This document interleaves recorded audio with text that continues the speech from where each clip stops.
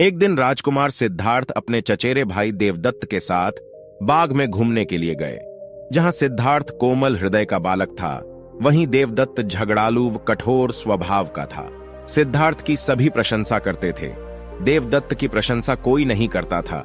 इसलिए देवदत्त मन ही मन सिद्धार्थ से जलता था। जहां वे दोनों घूम रहे थे, उनसे थोड़ी ही दूरी पर एक हंस उड़ रहा था। उस हंस को देखकर सिद्धार्थ बहुत प्रसन्न हो रहा था। तभी देवदत्त ने कमान पर तीर चढ़ाया और हंस की ओर छोड़ दिया। तीर सीधा जाकर हंस को लगा। वह घायल हो गया और छटपटाकर नीचे गिर पड़ा। सिद्धार्थ ने दौड़कर उस घायल हंस को उठाया। उसने हंस के घायल शरीर से बह रहे लहू को साफ किया और उसे पानी पिलाया। तभी देवदत्त वहां आ पहुंचा। उसने क्रोध से सिद्धार्थ की ओर देखा और बोला, इस हंस को चुपचाप मुझे दे दो। सिद्धार्थ, इसे मैंने तीर मारकर नीचे गिराया है। नहीं, सिद्धार्थ ने हंस की पीठ सहलाते हुए उत्तर दिया, मैं इस हंस को तुम्हें नहीं दे सकता। तुम निर्दयी हो, तुमने इस निर्दोष हंस पर तीर चलाया है। यदि मैं इसे न बचाता तो इस बेचारे की जान चली जाती।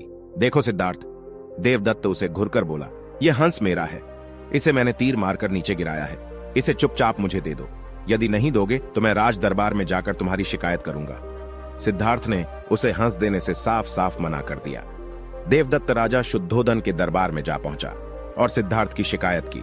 शुद्धोदन ने उसकी शिकायत को ध्यानपूर्वक सुना, फिर सिद्धार्थ को बुलावा भेजा। कुछ ही देर में सिद्धार्थ हंस को लेकर राज दरबार में उपस्थित हो गया। राज दरबार के ऊंचे सिंहासन पर राजा शुद्धोदन बैठे थे। आसपास के नीचे आसनों पर राज्य मंत्री तथा अन्य पदाधिकारी बैठे थे। कई सैनिक हथियार लिए द्वार के निकट खड़े थे।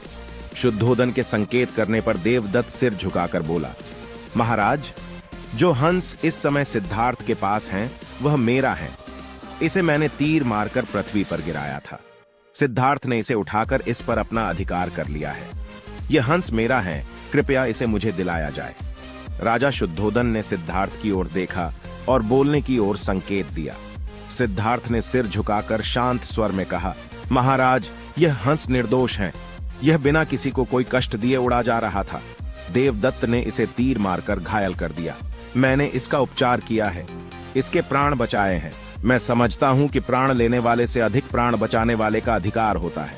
मैं आपसे प्रार्थना करता हूं कि यह हंस मेरे पास ही रहने दिया जाए। मैं इसे बिल्कुल स्वस्थ करके आकाश में उड़ा देना चाहता हूं। शुद्धोदन ने अपने सभासदों से विचार विमर्श किया।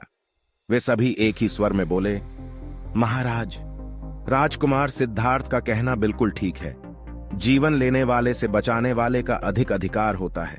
अतः हंस राजकुमार सिद्धार्थ के पास ही रहने देना चाह